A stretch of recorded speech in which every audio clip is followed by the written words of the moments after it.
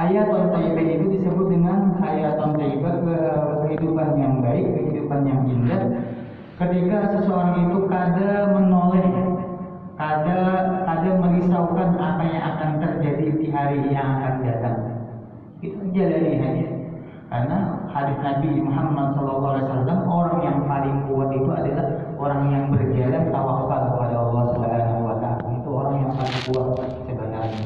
Ada perancangan yang jauh. Cukup kita apa yang kita gali, apa yang kita disuruh gali, kita gali cukup. Nabi Nuh itu dakwah sampai 900 tahun kurang lebih, para 1000 tahun dakwah. Itu cuma 6 atau 7 orang yang beriman. Lapahnya dakwah ribuan tahun kalau manusia. 6, 7 bahkan anak Nabi Nuh aja kafir kepada Allah, ada beriman kepada Allah. Orang lagi ribuan tahun Nabi Nuh berdakwah, mengajak kepada Allah, beriman kepada Allah, itu ada lebih daripada 20 orang yang beriman kepada Allah. Tapi mengenai Nabi Nuh tadi, apa yang diperintah beliau jalankan, beliau gawi, beliau kada tahu bahwasanya akan ada terjadi banjir bandang, dan disediakan oleh Allah sudah kapal yang besar. Jadi Nabi Nuh itu Pak, ketika itu sudah diperintah Allah, Nuh bikin kapal yang ganas.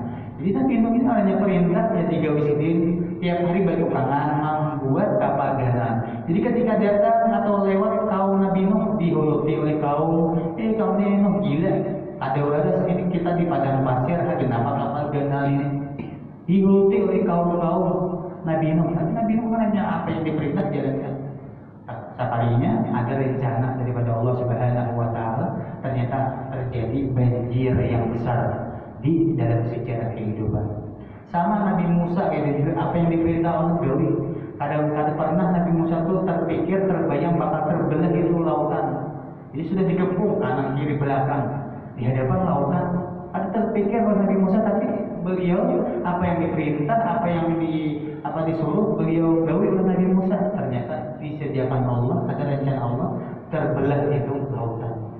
Nabi Ibrahim juga, Nabi Ibrahim ketika disuruh Allah, ya Allah, disuruh untuk menyembelih anak seorang, apa yang diperintah ya gawi bismillah. Tapi ngelanti banyak sudah Nabi Ibrahim apa yang diperintah jadi anak gawi, ternyata Allah ada keinginan lain, rencana lain, disediakan seekor kibas. Itu juga kita hidup di dunia ini, apa yang kita diperintah kita gawi, kita harus tahu apa yang akan disediakan oleh Allah Subhanahu wa Ta'ala. Fala nuhyiyannahu hayatan thayyibah, akan kami sediakan hayatan thayyibah, kehidupan yang indah tadi. Jadi kebahagiaan itu dekat lawan kita, ketenangan itu dekat lawan kita. Ala bi dzikrillahi tatma'innul qulub, alladzina amanu wa tatma'innu qulubuhum bi dzikrillah. Ala bi dzikrillahi tatma'innul qulub. Orang yang beriman mereka akan tenang dengan menyebut Allah Subhanahu wa Ta'ala. Jadi ketenangan ini kita kada kawal dijual belikan. Hanya saja didapat ketika kita bisa mendekatkan diri kepada Allah Subhanahu wa Ta'ala. Makanya di Ramadan itu luar nyaman hidup kita itu. Kita merasa nyaman dekat dengan Allah dengan Al-Quran, merasa nyaman dekat dengan masjid, aktivitas ibadah kita kita luar biasa dimudahkan oleh Allah, sehingga kita merasakan hidup yang sebenarnya itu adalah ketika kita dekat dengan Allah Subhanahu wa Ta'ala tadi. Di Ramadan itu kita bahasanya mengajarkan kepada kita banyak pelajaran. Karena Ramadan adalah bagian makhluk Allah, ciptaan Allah. Karena makhluk itu kan ada yang kekal abadi, artinya akan datang dan akan pergi. Tapi ujar Ramadan, tiba-tiba kata Ramadan, wahai manusia, kebaikan itu sudah ada di dalam diri kalian yang beredaran. Artinya seandainya kalian kalian mau, kalian bisa berbuat baik itu. Ada kita di Ramadan, di tengah-tengah kesibukan kita, aja membaca Al-Quran. Di tengah-tengah kesibukan kita, aja kita sampai yang sunat, banyak kita tubuh raga. Di tengah-tengah kesibukan kita, aja kita tambah yang dilanggar di masjid. Di tengah-tengah kesibukan kita, aja kita menyisihkan harta untuk bersedekah. Nah, jadi di Ramadan padahal kalau kita hendak mau awal gitu, walaupun aku ada di Ramadan, aku sudah pergi Itu baik itu sudah ada dalam diri manusia masing-masing. Tapi kalau kita handal, kalau kita mau, kita komando itu walaupun Ramadan sudah ada dari. Jadi Ramadan banyak mengajarkan kepada kita bahwasanya apabila kita hendak beribadah, apabila kita hendak dekat dengan Allah, itu dimulai daripada kita seorang. Nah, makanya kita baca Fatihah itu iyyaka na'budu wa iyyaka nasta'in. Kepada Engkau kami menyembah wahai Allah, dan kepada Engkau kami minta pertolongan. Artinya ada kaitan yang sangat kuat antara ibadah dan pertolongan. Didahulukan iyyaka na'budu, ibadah dulu, hanya ada pertolongan daripada Allah. Ya ambil contoh bahkan misalnya orang mogok mobil, sedang mogok mobil, kira-kira amun bagian di mobil saja ada datang pertolongan, atau sekadar melambaikan tangan mengawai orang-orang pada bakal satu. Tapi amun ada gerakan daripada kita tunjul sedikit biar tergerak itu mobil, orang langsung turun membantu. Nah kayak itu juga, nanti bila kita hendak dapat pertolongan daripada ada gerakan juga daripada diri kita ini, kita ibadah, kita dekatkan diri kepada Allah Subhanahu wa Ta'ala, otomatis pertolongan akan turun di sisi Allah Subhanahu wa Ta'ala. Memang anak instan yang berawal. Nah, itu masalah dunia aja harus ada gerakan, ada langkah yang perlu kita lakukan. Demikian juga dalam urusan ibadah akhirat, itu harus ibadah yang kita lakukan kepada Allah Subhanahu wa Ta'ala tadi. Nah makanya di bulan Syawal ini para ulama menjelaskan bahwasanya Syawal adalah bulan di mana Allah Subhanahu wa Ta'ala menetapkan kebaikan di dalam diri setiap hamba yang beriman tadi. Dan di bulan Syawal ini banyak para ulama-ulama, baik dari kalangan ulama masyayikh atau dari kalangan para keturunan Nabi yang meninggal di bulan Syawal ini. Jadi diantaranya Syawal ini kita insya Allah karena di akhir kajian kita ini kita sedikit bertahlil, kita berhadiah pahala kepada mereka-mereka yang meninggal di bulan Syawal ini. Ini hakikat haul. Haul itu pada hakikatnya bila kita bertahlil, kita baca Quran, kita hadiahkan haul namanya.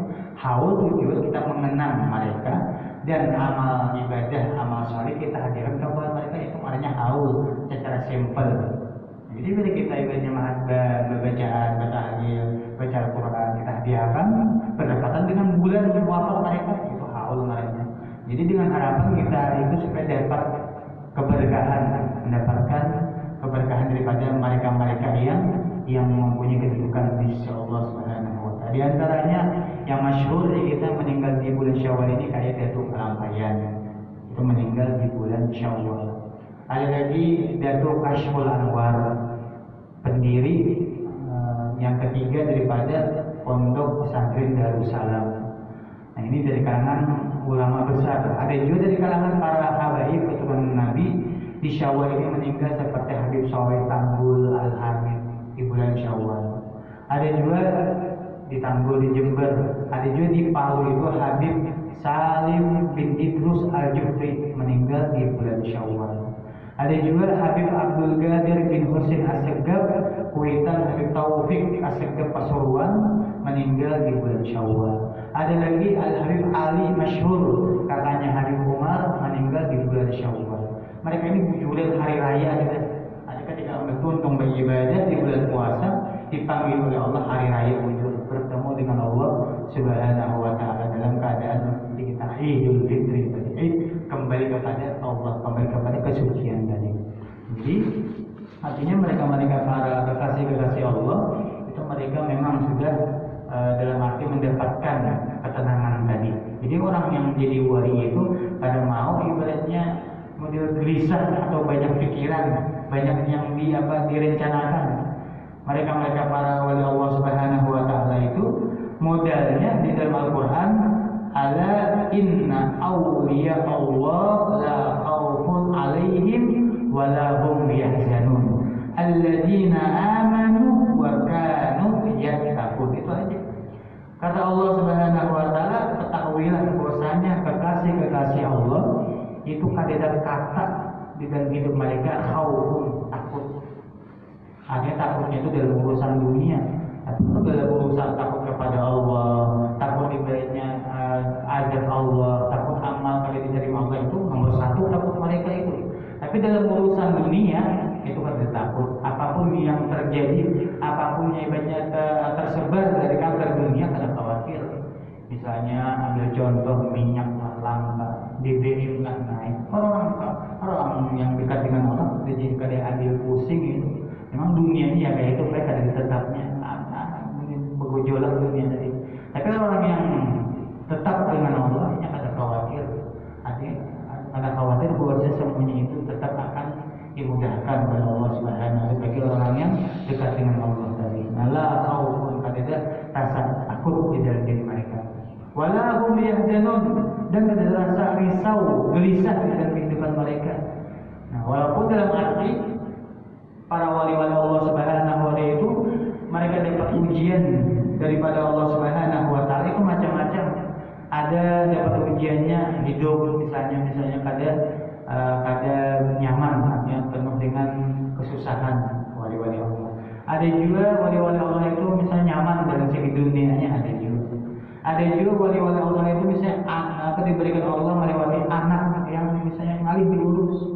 Jadi kadang Allah Ta'ala itu menguji hamba itu agar hamba itu juga jadi ampuh di dalam sesuatu yang ingin miliki. Banyak sekali orang-orang alim itu, tapi anaknya macal, ngalih diurus. Dalam arti dia bakal kamu orang alim, walaupun kamu alim, jika kamu ibadah, anak kami ngalih diurus, ngalih dipadahi, kasih tukang ngalih kalayakan. Ada supaya rendah hati, ada berharap kepada Allah, bersandar kepada Allah. Kamu dijadikan berharap, ini ampuh. Woi banyak anakku ngalih ibadah, ini dan sebagainya. Jadi banyak ujian-ujian itu kadang malah kita itu rendah hati, malah kita itu sadar, malah kita itu berharap bersandar kepada Allah Subhanahu wa taala. Dokter misalnya, ahli dalam kesehatan, tapi penyakitnya gagal juga. Jadi dalam arti bahwa saya hidup ini tidak ada yang sempurna. Yang sempurna hanya Allah, tetapi ketika kita bersandar kepada yang maha sempurna, maka akan disempurnakan oleh Allah Subhanahu wa taala. Inna awliya Allah la khaufun alaihim wa la hum yahzanun. Mereka para wali Allah itu kada rasa takut dan khawatir di dalam kehidupan mereka. Mereka hanya mempersatukan Allah, bagaimana dekat dengan Allah, bagaimana mendapatkan rahmat Allah dan diterima ibadahnya oleh Allah Subhanahu wa taala. Karena bila urusan akhirat kita ini beres, Pak, dunia ini mah ikut saja. Dunia ini mah ikut saja. Bila urusan akhirat kita ini bagus, dunia itu mau pada aja. Tapi bila akhiratnya kita berantakan, hancur, camuk, otomatis dunia ini hancur, camuk juga. Dia bahasa ambil contoh, orang menanam padi pasti tumbuh rumput. Tapi kalau orang menanam rumput belum tentu tumbuh padi. Jadi bila bertanam padi itu rumput tumbuh. Tapi kalau bertanam rumput aja, ada padinya. Jadi dia akhiratnya menentukan. Bila kita baik akhirat kita, beres akhirat kita, dunia itu akan dimudahkan oleh Allah Subhanahu wa taala. Apa modal mereka para wali Allah? Alladzina amanu wa kanu yattaqun. Mereka itu yang beriman kepada Allah. Ya berarti iman, modalnya iman. Tapi iman ini kita perlu kita tingkatkan. Iman ini perlu kita tingkatkan dengan apa? Beramal soleh. Namanya bila kita banyak beramal soleh itu iman meningkat. Bulan puasa itu adalah kita bulan di mana kita menambah iman kita. Yang mana bila iman kita itu bertambah di bulan puasa itu cukup setahunan. Nah, jadi alladzina amanu wa kanu, dan di sampingnya beriman dia takun. Mereka itu bertakwa kepada Allah Subhanahu wa taala. Ya, dalam arti takwa ini lain-lain tingkatannya. Ada takwa tingkatan para aulia, ada tingkatan orang yang khawas, ada tingkatan takwa orang yang awam, lain-lain. Nah, makanya ada istilah orang-orang sufi itu hasanatul abrar sayyiatul muqarrabin.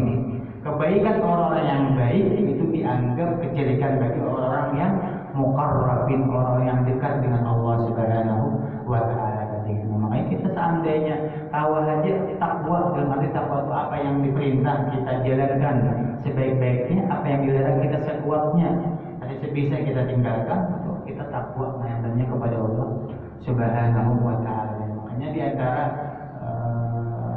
manakib daripada Habib Saleh Tambul itu Pak, Habib Saleh Tambul Al-Habib ini seorang wali yang dikenal banyak keramatnya. di zaman beliau. Jadi Habib Shalih Tambul ini doanya itu lebih cepat daripada petir yang menyambar. Doa beliau lebih cepat daripada petir yang menyambar. Jadi pernah beliau pergi ke Saudi.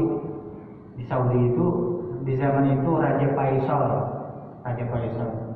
Jadi Raja Faisal ini ada bisa anak kebinian yang sakit dari awal lagi halus sampai dewasa.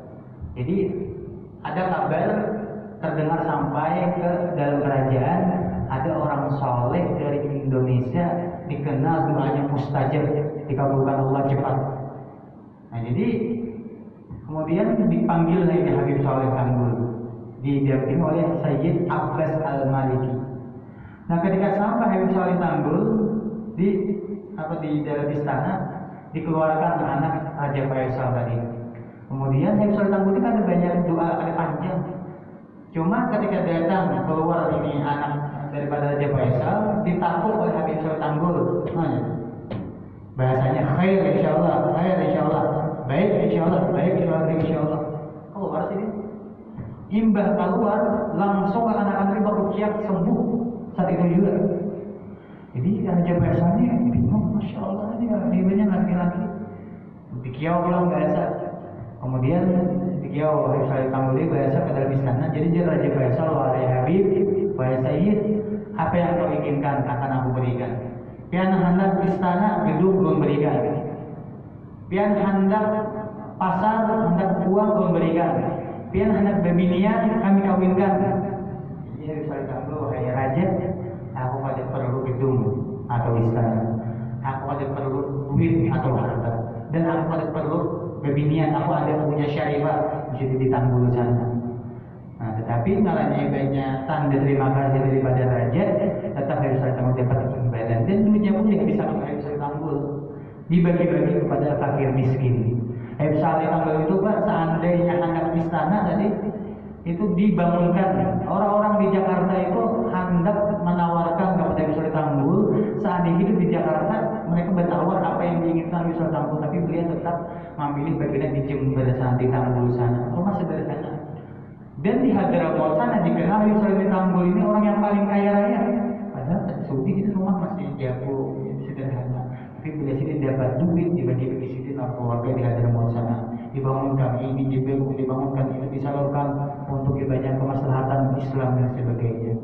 Jadi itu diantara Habib Shalih Tambul. Kenapa bisa itu? Karena mereka tadi la khaufun alaihim walau ada khawatir dengan yang mereka keluarkan.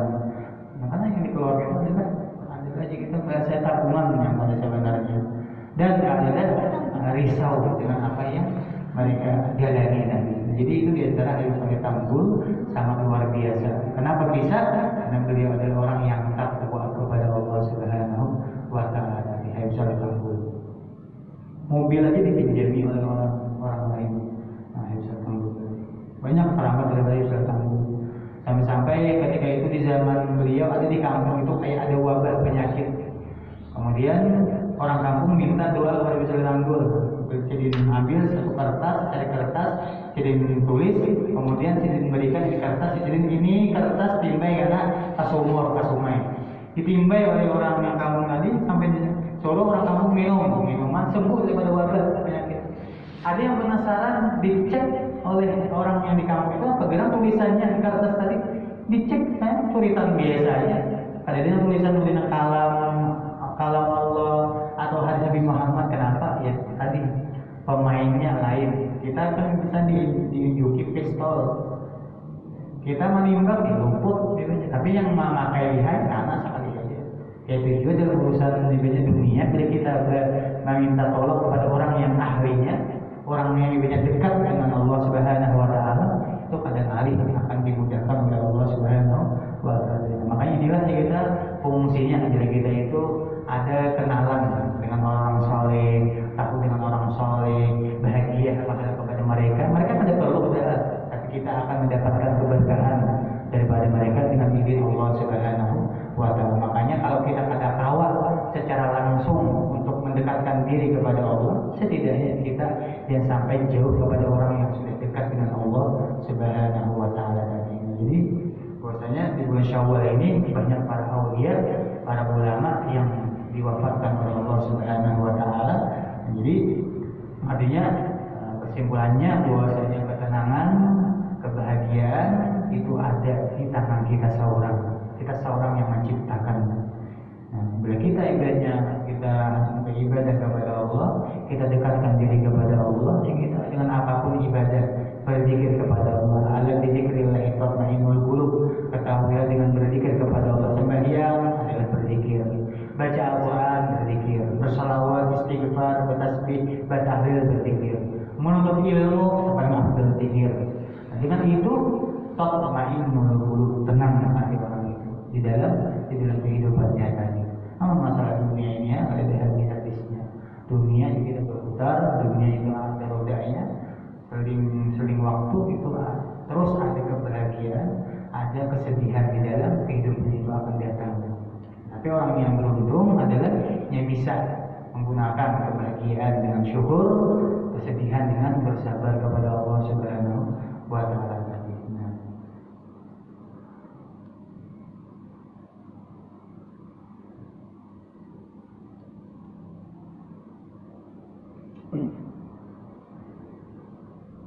Nah, kemudian lagi di antara faedah kita berhadiah pahala kepada orang-orang soleh, di situ kita menyambung tali ikatan dengan mereka, kepada mereka, sehingga bila kita suatu saat itu ada masalah darurat misalnya, kadang-kadang dipecahkan kecuali dengan sebab kita ada hubungan dengan orang soleh.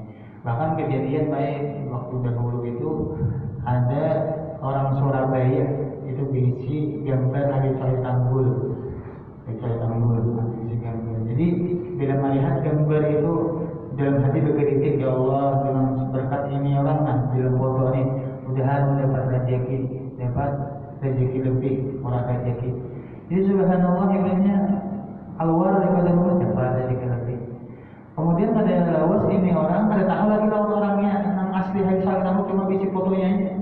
Pas dari Surabaya pergi ke Tanggul, pas di Tanggul, jadi dia Habib Soleh Tanggul, pulang, kamu tahu kan, kamu rajin tawasuli, bahwasanya kamu punya wahai Allah, ini berkat ini gambar, mudahan murah rezeki, dapat rezeki lebih. Itu aku orangnya, ya jadi itu orang soleh itu, lahum ma yasyauna 'inda rabbihim. Bagi mereka itu apa yang mereka inginkan akan dikabulkan Allah. Kenapa? Karena sudah mereka taati Allah, Allah pun akan mentaati apa yang mereka inginkan di sisi Allah Subhanahu wa taala. Jadi setidaknya kalau kita tenang hidup ini, kita bisa bahagia, itu sudah syukur kepada Allah Subhanahu wa taala. Pada usah mengeluh dalam hati, ada mengeluh, ada banyak ada komentar, tenang aja kan, bahagia luar biasa. Bangun guring nyaman kawan. Ini ada sebagian orang pakai guring itu pakai obat tidur. Karena kok guring kecuali pakai obat tidur. Nah, kita alhamdulillah di mana aja berendak, banyak bantalannya cukup, guringan alhamdulillah nikmat besar. Kemudian bangun orang dalam keadaan sehat walafiat, dalam keadaan aman, alhamdulillah. Ada orang yang ibaratnya bangun guring sudah berangkat alat medis gitu. Nah, berangkat alat medis karena penyakit tadi.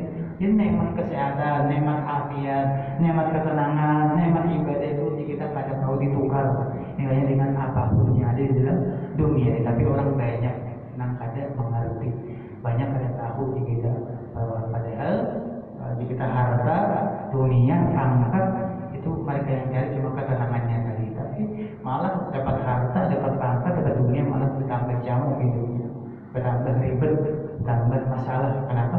Ya tadi, karena mereka lupa apa tujuan mereka di dalam dunia, ibadah. Tujuan mereka adalah ibadah kepada Allah Subhanahu wa taala.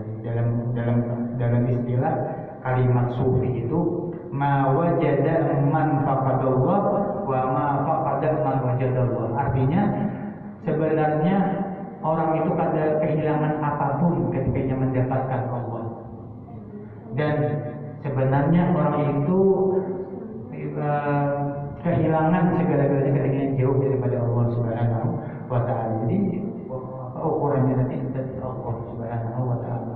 Nabi Muhammad kita orang yang dekat dengan Allah, orang yang kenal dengan Allah. orang yang selalu mendekatkan diri dan mendekatkan umat agar kenal, agar dekat dengan Allah Subhanahu wa taala. Jadi semoga Allah Subhanahu wa taala menjadikan kita orang yang aidin, orang yang kembali fitrah kesucian, dan kita tergolong orang yang makbul, diterima di sisi Allah dengan segala amal ibadah, dengan segala kekurangan kita.